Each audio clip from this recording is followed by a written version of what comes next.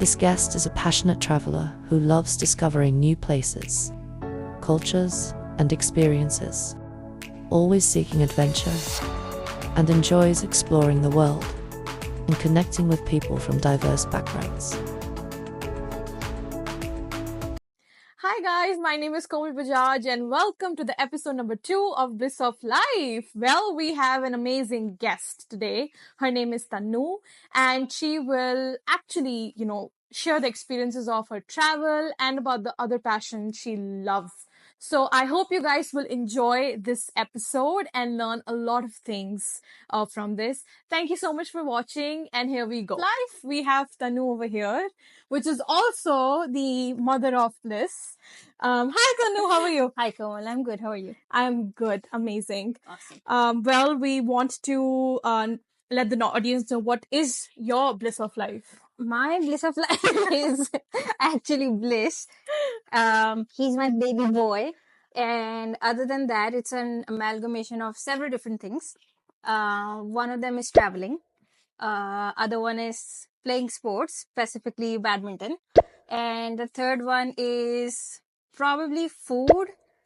And more than food, I am also passionate about teaching. So yeah, I have several passions in life. I know I myself love traveling. I have a couple of questions for the traveling. Why you like traveling and what is the one thought which comes in your mind when you think about traveling, What emotion do you feel? It's traveling is actually very soulful to me. When I travel, I usually prefer traveling solo. And at times I also prefer traveling with my family, like my parents, or traveling with a few relatives of mine. So traveling kind of makes me feel really energetic and happy. So I went to 6 different countries in last 2 months. That's crazy. I want to know about which countries you went. How was your experience? Tell me about everything. Okay, so I started with the summer vacation on the 29th of June. By summer vacation, I mean I'm a teacher. So we ended the last school year on June 28th and I was off flying on June 29th. So first of all, I visited my family in Delhi, which is in India. And so in Delhi, I spent about 15 days with my family. And then we all flew to Singapore and Malaysia from there. Yeah, it was one of the very best experiences of my life. First, I'll talk about Delhi. When I visited Delhi, I visited for my grandfather because he wasn't keeping well. But now he's recovering. He's undergoing chemo and he's recovering really well.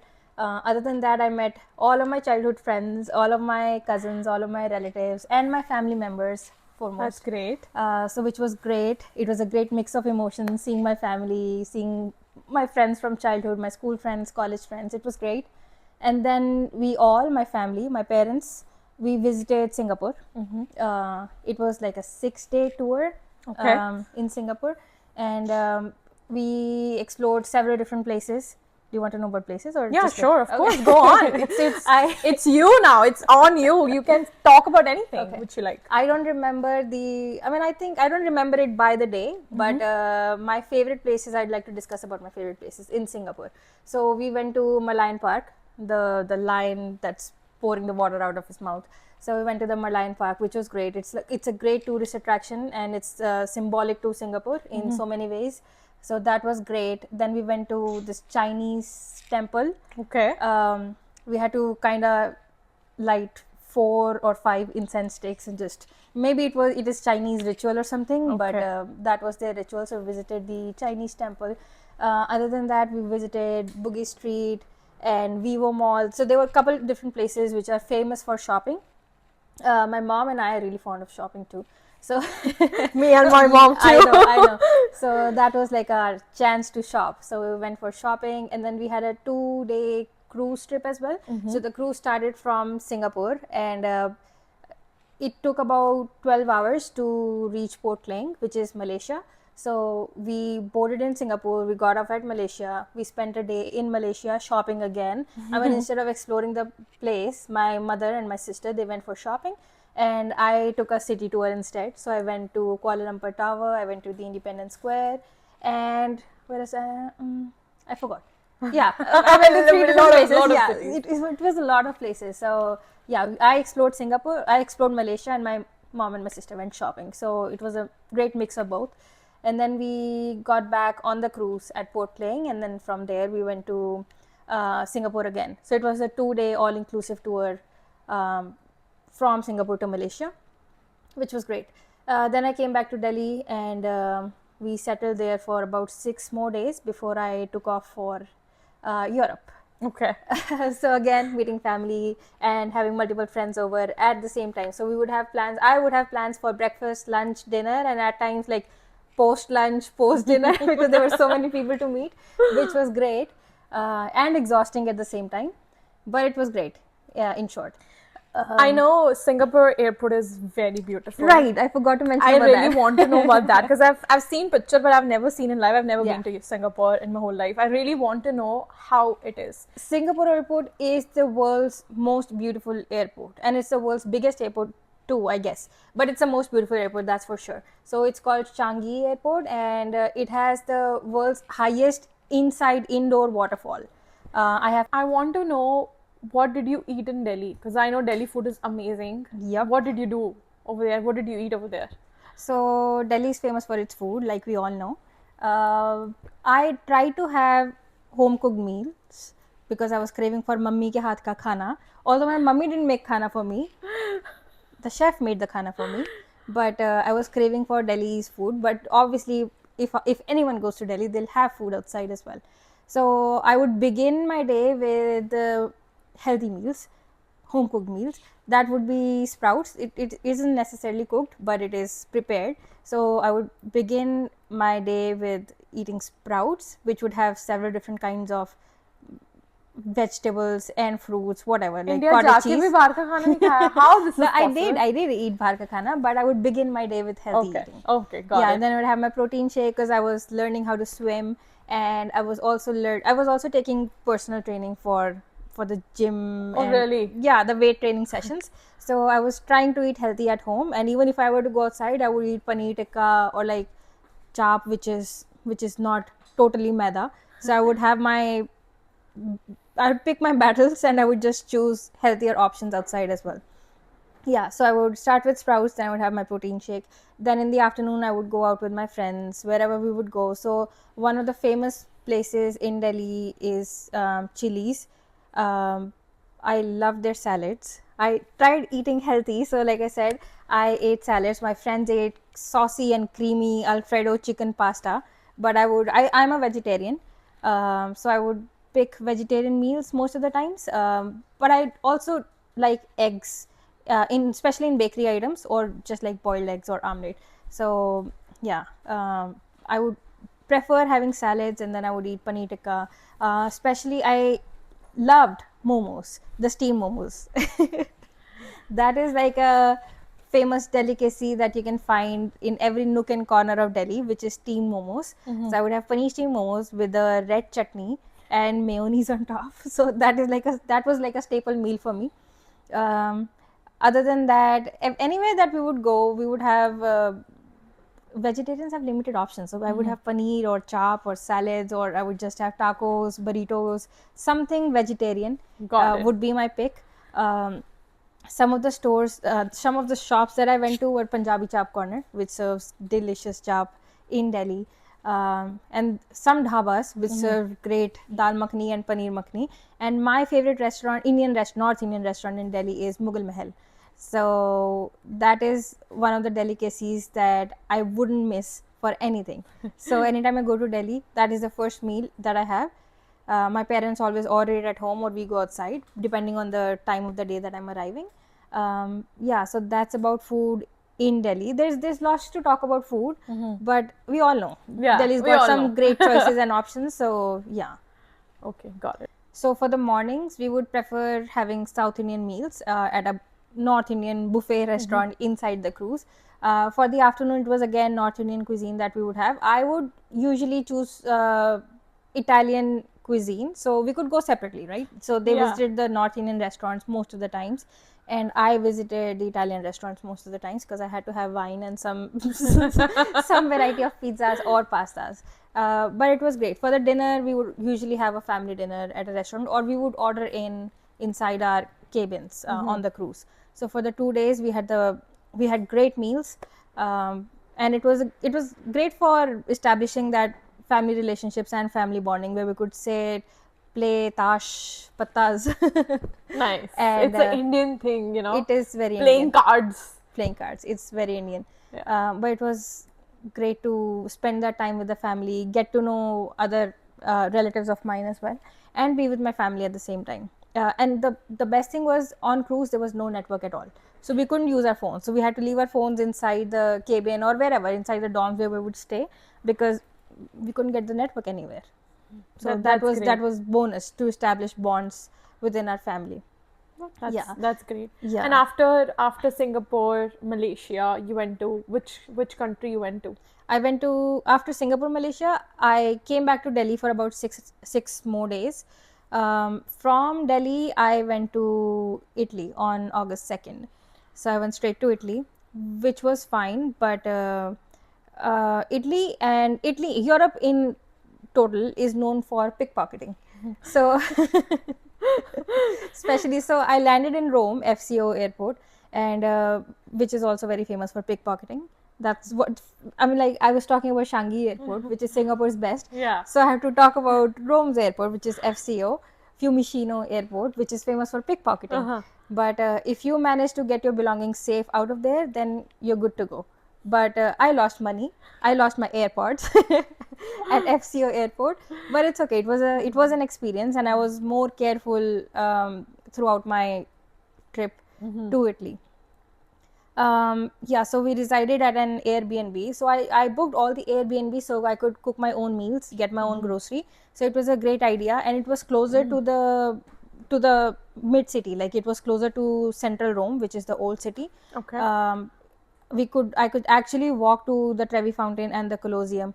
So the first day that I landed in Italy, I went to see Trevi Fountain, I went to see Colosseum, and then I took a cab to Vatican City. Okay. What is that? Vatican City is the second smallest country. It is called city, but it is a country actually. Okay. In real sense, it is the second smallest country with just about a population of 800 people, and no one can get the citizenship there unless the Pope says it. So the Pope of the country or the city, they designate the citizenship to the people, and only when one person dies or one person leaves the country, then the citizenship is assigned to the other person in the waiting list. That's interesting. So that is the second smallest country in the world. That's the Vatican City. It had a cathedral. So I saw famous paintings by Michelangelo, which was like all over the museum or the cathedral. I don't know what that was, but something. Okay. So it was great. After Vatican City, I went to see the Colosseum from inside outside, where literature and history actually came to life for me. So I teach literature, I also teach history. So for me, Rome was like an epitome of literature and history. So it was a great experience for me, being a teacher and being an enthusiast of literature. So the city of love. Paris is a city of love, but Rome is also, it isn't necessarily a city of love, because I got my things stolen in Rome. So I don't have many great things to say about it, but Rome is one of the best cities that I have ever visited to. So from Rome, we went to Sorrento. Okay. So Sorrento is like it is in Naples, another, like Rome, there's a city called Naples. So Sorrento is another city in Naples, which is close to several different places that I'm going to tell about. So Sorrento was my base. From there, I went to Pompeii. It is, I think many people have heard about Pompeii city. I haven't not heard about it. Okay, honestly. So Pompeii city, I usually used to think it's a monument or some sort of a structure which is really small, like Qutub Minar or something. It's just a structure. But trust me, Pompeii city was massive, and it is actually called Pompeii ruins. So it had the ruins from the time. So Pompeii city is actually known for, it's not known for volcanic eruptions, but in medieval times there was a volcanic eruption and the city got destroyed, so it had the ruins. It is called Pompeii ruins. Okay. It is a big city. It is not a monument like it seems in the pictures. It is actually a city. So I got to explore the city throughout. I'll again share the pictures. And they had the thing that struck to me the most was the clay ovens. They had the clay ovens where they used to cook or probably hide coins in there. So before the volcanic eruption, the ruins actually have some of the coins left inside the clay ovens, which are very ancient and very historic to the place. So we would take day trips from Sorrento to different cities. So first was Pompeii, then I went to a coast called Positano. Okay. Positano is a great coast. The terrain in Italy itself is amazing. The landscape is amazing. Okay. So you'd see the beach. There would be like hills and there would be beach underneath, with a few houses in between. Not in between like in the air, but on the terrain, on the landscape itself, on the hills there would be different houses which would be multicolored at times, ranging from small to huge buildings and to huge mansions.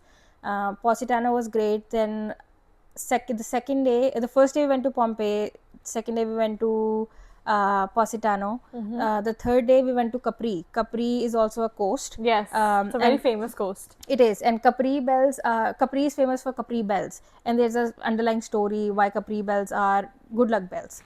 So you can actually buy one and bring it home, which would serve as good luck to you. Did you bring? I didn't bring any Capri bells. Like, you're lucky one. I just rang the bells. I have my lucky boy here. So I didn't bring the Capri bells. So I visited Capri. Then I visited Amalfi Coast, which is the world famous coast again. It is actually a great coast, but in the sense, Positano, Amalfi and Capri, they seem the same to me. Like all the coasts seem the same to me, but yeah, Amalfi, on the Amalfi coast was extremely beautiful, and it is worth a visit. It is definitely worth a visit. So I took a ferry from Sorrento to Amalfi.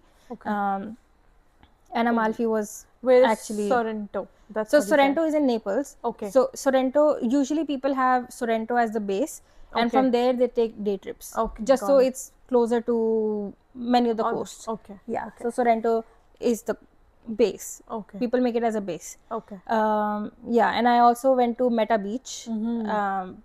Of course, if you go to Italy, you have to go to the beach almost every single day. So Sorrento is also close to Meta Beach. So from Sorrento, it would be just 2 train stops to go to any of the great clear beaches. So I also, in Amalfi Coast, I also got the chance to actually swim in the Mediterranean Sea. I learned swimming in Delhi, and I actually swam in the Mediterranean Sea, which was the best experience of my life.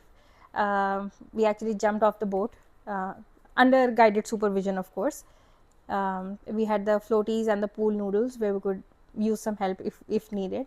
But it was a worthy experience to actually swim in the Mediterranean. The water was extremely salty, but it is okay. I mean, who cares, right? Your skin doesn't burn in the salty water? It didn't burn. I mean, I think the skin glows even more Really? with the. It's not the Epsom salt, of course, but it is the natural salt. So the skin didn't burn, but if the water would go in your eyes, your eyes would actually burn.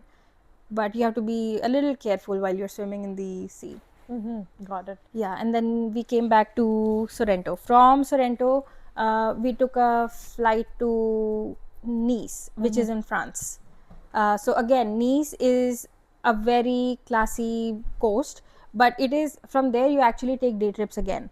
Like there's nothing in Nice as such to explore, but it is a base where you can take day trips from. Like Sorrento is the base where you could go for day trips. Nice is also the base where you could go on day trips in France. So we stayed in Nice for about 4 days. I spent most of the days on the beach, which was again great. From there, I also went to Monaco, Monte Carlo, which is the world's smallest country. So Vatican City is the world's second smallest country. Monaco is the world's actually like the first smallest country. It is known for their expensive cars. We saw all the cars. I mean, we saw The great. vintages? What's that? Vintage The car? vintage cars and the new, like the new cars. So you would see. I think we saw several different kinds of Ferraris in there. Lamborghinis, I don't know, I can't even name the cars. I mean, honestly, Porsches, Mustang, whatever. Yeah. They had the great cars, and Monaco is also famous for its world-class casino, which is in Monte Carlo. So it is like a top shot country where you could see all the expensive cars and people wearing exclusive uh, clothes and all the branded items. You can find all the branded items in Monaco. So it was a great experience going to Monaco. Other than that, so yeah, I spent the other 3 days on the beach. We only went to Monaco for one of the days. From Nice, Nice is actually great since it's in France, and the architecture in France was brilliant. Architecturally, it had several different buildings, and Nice is also known for some of its hotels, which are architecturally beautiful. Like they're so brilliant that you could actually figure out the intricacies inside of the architecture. It is really brilliant. From Nice, we went to Milan, which is again in Italy. So Milan is famous for its Duomo, which is a cathedral. We went inside the cathedral, and I had the best tiramisu of my life in Milan. I'm very fond of tiramisu. So Milan, yeah, I went to the Duomo. I went inside the church for the very first time. I have pictures of it. And we also visited a museum where we could see Michelangelo's last unfinished sculpture. It was great to see. Like I said, I'm a literature and a history enthusiast, so it was great to see those sculptures and know the history behind it. Yeah, from Milan, on the last day, we again went to Rome, because that's where we had to board the flight from. So I went to Rome again, went to the beach, of course, had the great pizza of my life again, and had a fruit platter. The fruit was great. I mean, I am so obsessed with fruits for some reason, so I keep having fruit platters everywhere I go. They're also healthy, so it's good It to is have also it. healthy, that's right. So I had that, and then we boarded a flight the next day. But talking about the food in Italy, the food was marvelous. I'm a fan of Italian food, so it is like a food haven for me. Naples has one of the best pizzas in all of the world. So I went to a place called La Antica Pizzeria. They had wood oven pizza, They had wood ovens where they would put the pizzas, and the place itself had 40K reviews, like 40,000 reviews with 5-star ratings. So I mean, I had to try it since I'm a pizza fan, and it's a pizza haven for me. So I had to try the pizza. It was out of the world. It was out of the world. Is Italian like the food is different than the Indian Italian food which we usually eat? Of course, that is like the authentic Italian food that you would find in Italy. And Indian Italian is more like tandoori paneer. Italy doesn't know what tandoori is, right? so Italian pizzas and Indian pizzas are totally different, or Italian pastas are totally different than Indian ones. And also, of course, if you go to Italy, you gotta try out wine every single day. So I don't know if I'm allowed to say that, but yeah, it was wine, pizzas, No, and it's fine. pastas every day, which was great. And other than that, wine, pizzas, and pasta, they're all like carbs It was and wine fats and pizza. no. Yeah, you can actually put wine in pasta. It was wine pasta. You can mix white wow. wine to make pasta, which was great. But I would have wine like separately, a bottle of wine separately with pizzas or pastas. Help in digestion. Helps in digestion. Okay. So I know you mentioned about pickpocketing in Italy, right? I wanted to know what advice would you give to viewers, like who are traveling solo, how they can protect themselves, and what kind of things they can do actually while in this situation. So from my experience in Italy, I know Italy is really famous for pickpocketing. But Italy is actually famous for petty crimes. Like there's no major crimes that happen in Italy as such, or in all of Europe probably. But petty crimes like pickpocketing, or like, I don't know, I've only heard of pickpocketing so far. Yeah, I did lose some money and my AirPods right at the airport, but it was because of my carelessness. So the only advice I would give to people is to be more cautious and to have their valuables with them all the time, at all times, without fail. So I left my own bag in the washroom. So what can I expect? Correct.